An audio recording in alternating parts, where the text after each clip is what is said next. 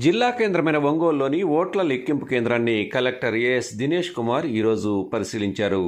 Rice engineering కళాశాలలో ఒంగోలు పార్లమెంటుతో పాటు 7 assembly నియోజకవర్గాలకు సంబంధించి కౌంటింగు ఇక్కడ జరగనుంది. కట్టుదిట్టమైన ఏర్పాట్లను పూర్తి చేశారు.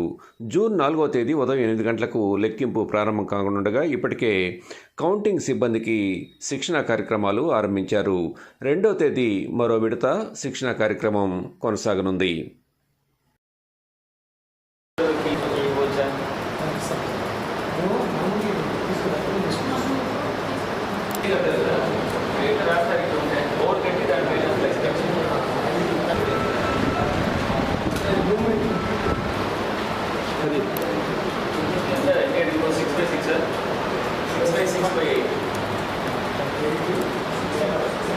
Six and a half.